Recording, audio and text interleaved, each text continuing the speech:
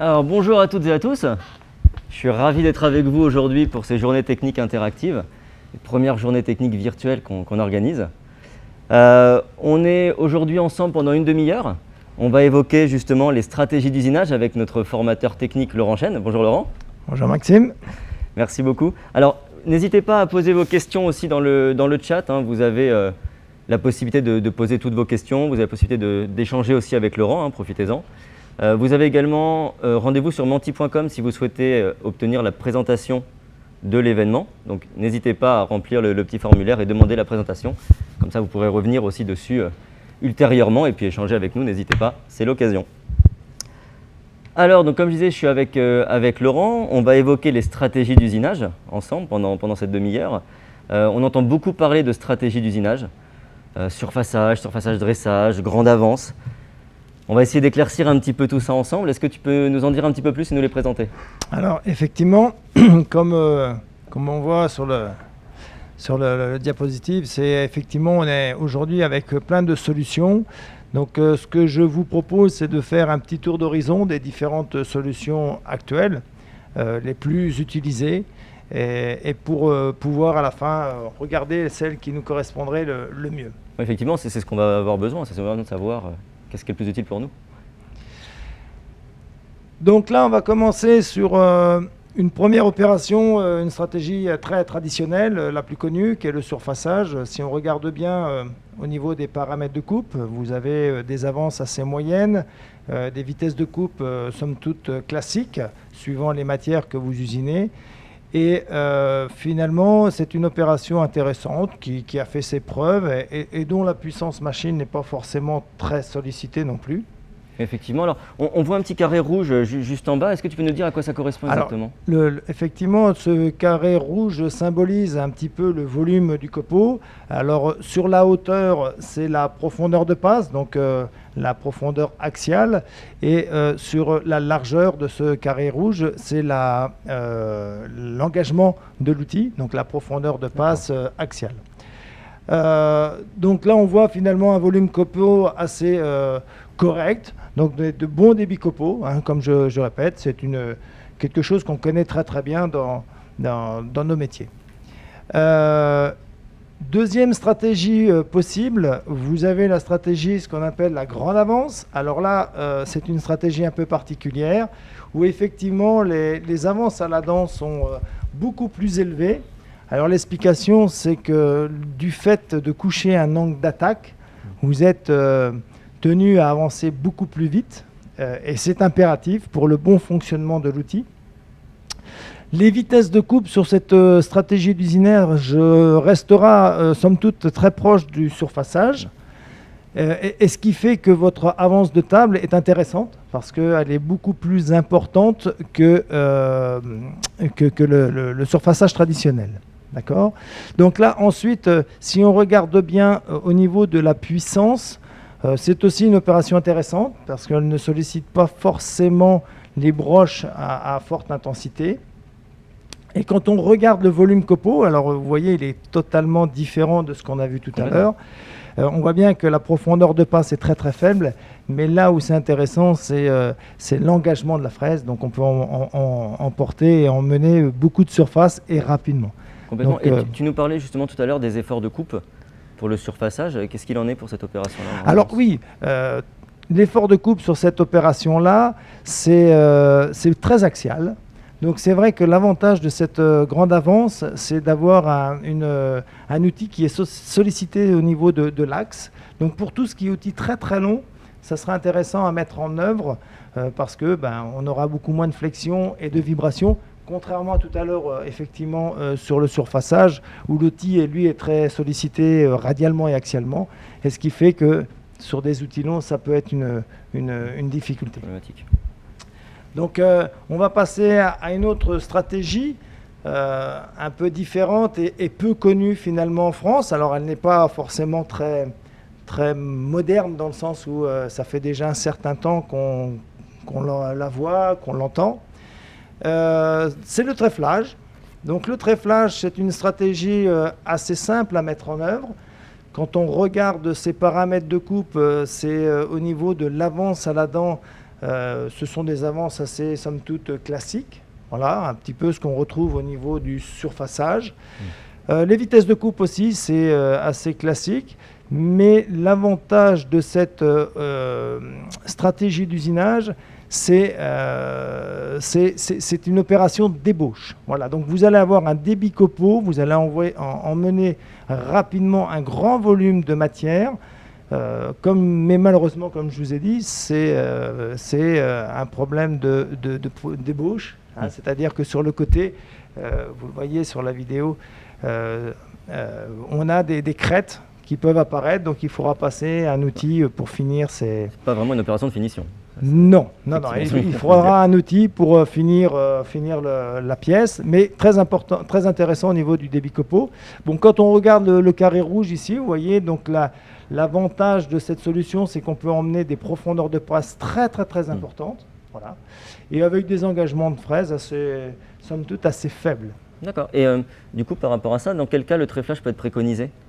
Alors, encore une fois, vu que c'est un outil qui est sollicité par le devant de la plaquette, donc son effort est très axial, et un peu comme dans la philosophie grande avance, c'est très intéressant pour des outils avec des jauges outils très importantes.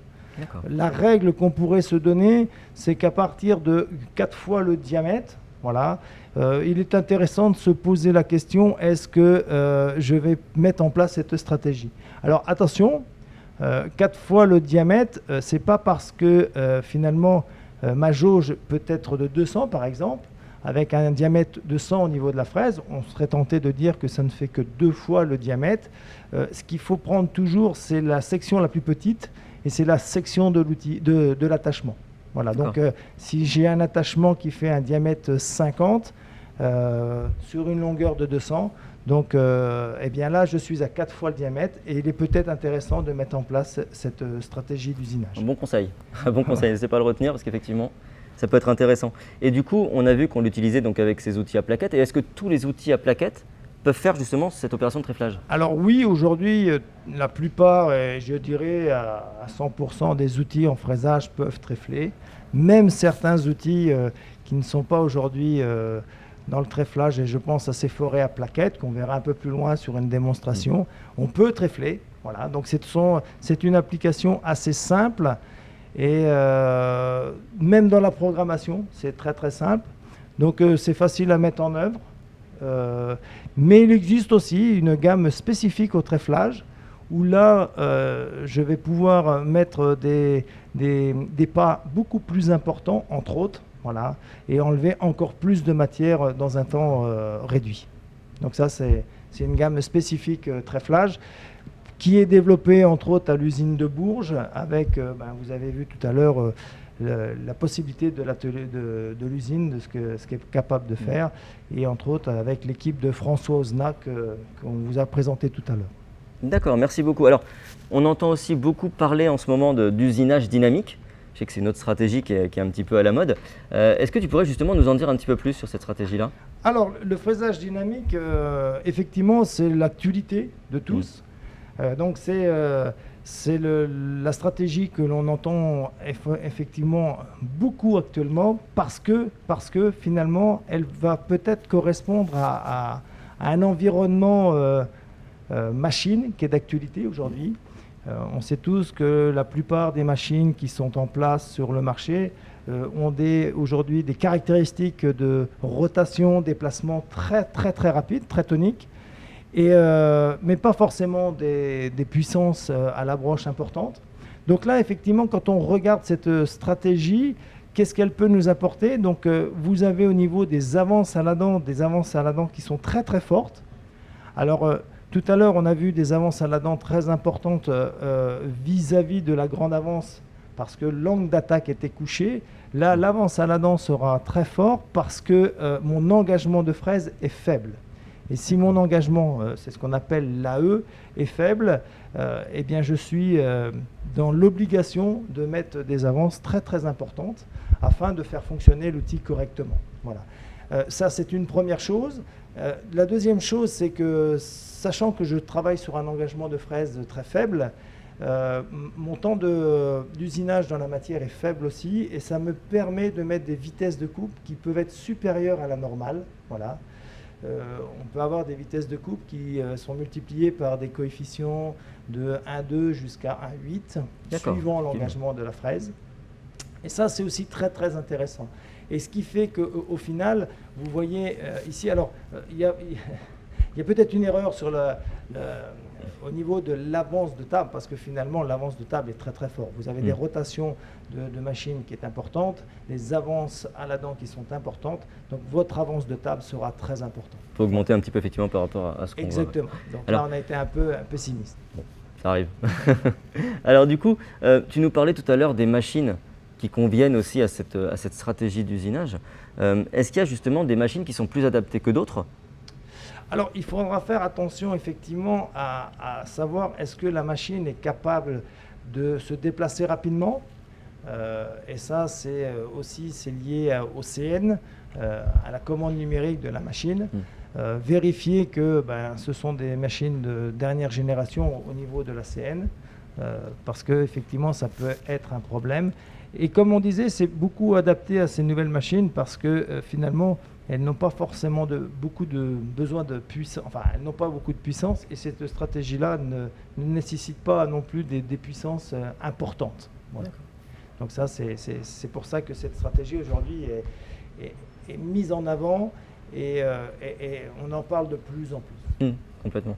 Alors du coup, je crois, si je ne dis pas de bêtises, on va retrouver cette stratégie notamment demain lors de la démonstration de fraisage 5 axes qui aura lieu. Oui. Ce sera aussi l'occasion de l'évoquer. Exactement. Donc Nicolas Ridreau, qui est le responsable fraisage, nous expliquera effectivement dans la stratégie d'usinage, mais alors là, avec une personne qui est un partenaire, Tebit, qui va nous expliquer effectivement le parcours d'outils est très, très important. Donc là, on est vraiment dans l'optimisation et aussi, on parlait de machines, mais c'est aussi des softs. Voilà, chaque soft a ses avantages et ses inconvénients. Et c'est vrai que certains softs ont des points positifs dans certaines stratégies que d'autres n'ont pas et vice-versa. Forcément.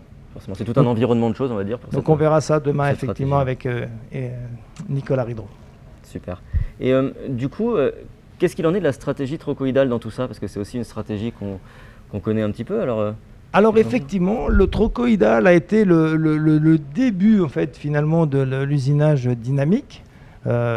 C'est vrai que c'est une stratégie qui a un peu perturbé les esprits parce que un peu différente du traditionnel et entre autres le surfaçage.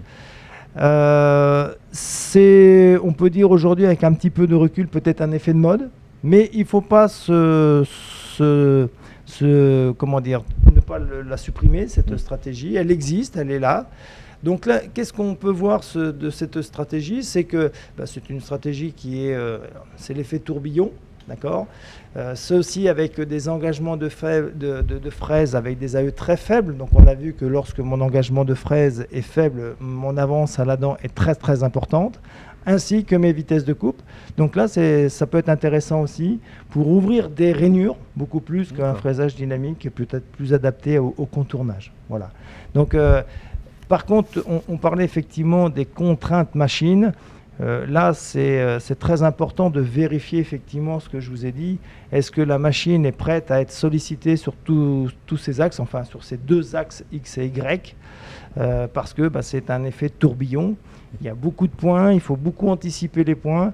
Et c'est la difficulté de cette stratégie à mettre en œuvre, c'est de vérifier que votre CN a suffisamment de puissance, un processeur plus important pour l'emmener à bien. Voilà, donc comme vous pouvez voir aussi sur le volume copeaux, on se rapproche effectivement de ce qu'est le fraisage dynamique. D'accord, merci pour ce tour d'horizon, j'allais dire, de toutes les stratégies qui peuvent exister. Il y en a certainement d'autres, mais bon, on essaye de passer en revue un petit peu toutes ces principales stratégies. Alors, oui, pardon, oui, donc c'était de faire un petit tour de stratégies existantes aujourd'hui. Alors, je ne vous cache pas, il y a aussi des stratégies qui sont poussées un peu plus loin, et ça, on en a déjà parlé un instant avec Nicolas Ridreau, mais ça nous permet de voir aujourd'hui toutes les solutions qui sont possibles et qu'on est capable d'apporter à nos clients. Ça va être les principales stratégies effectivement qu'on peut mettre en place. Alors, on a vu justement toutes ces stratégies, mais finalement, quand on arrive, qu'on est au pied de la machine et qu'on doit choisir pour usiner un petit peu tout ça, est-ce que tu peux nous faire justement un petit récapitulatif et puis voir un petit peu laquelle va être la plus adaptée? Alors voilà, effectivement, le récapitulatif. On a vu le surfaçage, donc quelque chose de très traditionnel, mais qui va solliciter peut-être l'outil, entre autres radialement, avec des conditions de coupe assez moyennes. On a revu la grande avance, et là, l'avantage, c'est qu'on a grâce à son angle d'attaque couché, des avances à la dent qui sont énormément très importantes. Voilà, et malheureusement, par rapport à la profondeur de passe, on ne pourra pas avoir des profondeurs de passe intéressantes. On a vu le tréflage où finalement cette stratégie d'usinage est assez simple et on sollicite l'outil tout dans l'axe. Donc pour des outils qui sont longs, c'est intéressant au niveau entre autres des jauges. Mais c'est une opération d'ébauche. Voilà, il faudra sans doute derrière passer à un outil de finition. Le fraisage dynamique. Donc là, une nouvelle stratégie qu'on entend beaucoup parler, mais par contre, il faut vérifier aussi vis-à-vis des machines. Est-ce que ma machine est tonique et pourra emmener ces outils-là? Voilà. Et puis le trochoïdal, qui est cet usinage en tourbillon, là, un dérivé du dynamique. Alors là, on parlait de la machine, là, il faut vraiment vérifier si la machine est apte à emmener ces mouvements et on sollicite énormément les axes de la machine. Oui. Voilà. Et du coup, parmi toutes ces solutions-là, comment est-ce qu'on peut faire un choix? Comment on peut trouver la meilleure solution pour chacun? Alors, vous avez toutes ces solutions à votre disposition. Comme nous disait un collègue technicien, Éric Bonivin, il nous l'a toujours dit, la bonne technique, la bonne stratégie, elle n'existe pas. Elle correspond avant tout à l'environnement de la machine. Donc, c'est ce qu'on va voir tout de suite. En fait, c'est un ensemble. La stratégie va correspondre, entre autres, à le type de matière qu'on va usiner. Est-ce que j'ai des copeaux longs, des copeaux courts?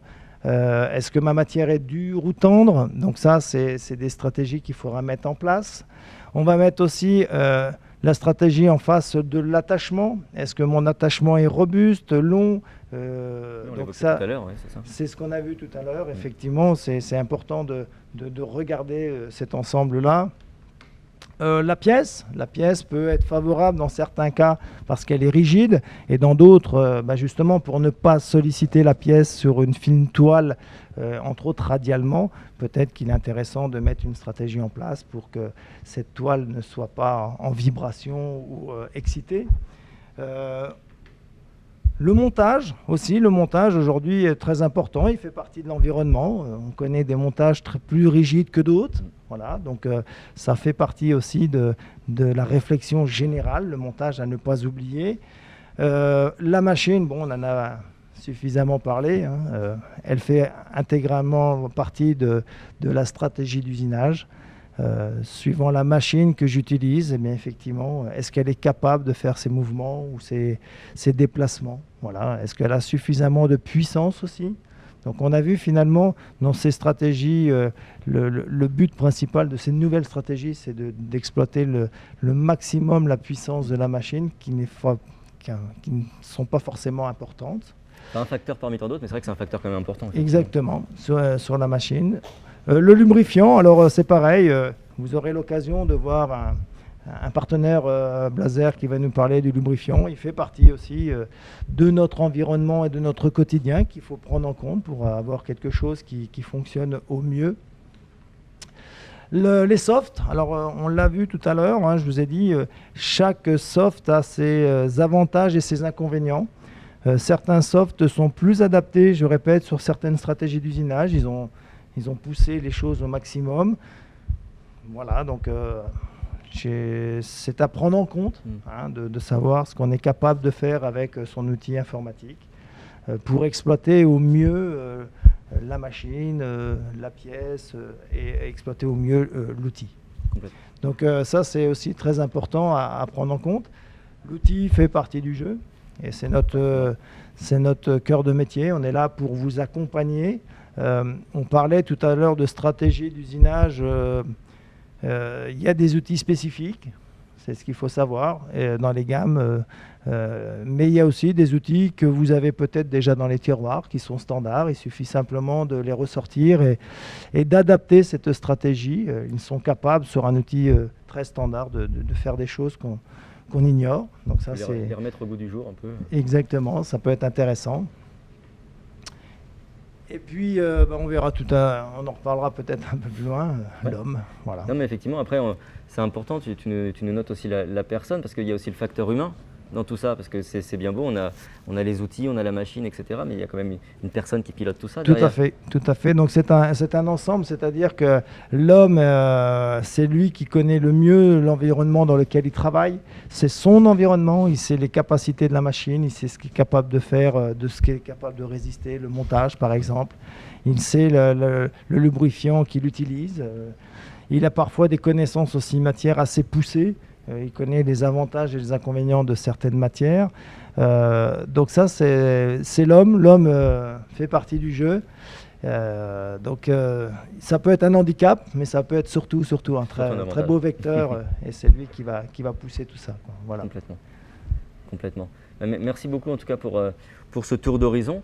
Alors bon, c'est un tour d'horizon un petit peu rapide, hein, vous l'aurez compris. On essaye de balayer un petit peu tout ce qui existe. Si on souhaite en savoir plus, est-ce qu'on a la possibilité de retrouver un petit peu ces informations-là Alors tout à fait, donc ça fait partie de ce que l'on peut vous proposer aussi, d'approfondir vos connaissances suivant votre actualité.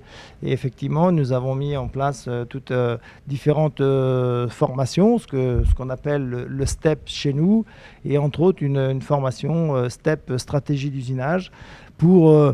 Voilà, c'était assez rapide aujourd'hui de reparler de toutes ces stratégies, mais c'est surtout de regarder comment les mettre en œuvre et comment les faire fonctionner correctement. On a balayé rapidement des phénomènes. Lorsque je couche un angle d'attaque, qu'est-ce qu'il faut que je fasse? Quand mon engagement de fraise est faible, voilà, qu'est-ce qu'il faut que je fasse aussi? Donc c'est sur 1 ou 2 journées.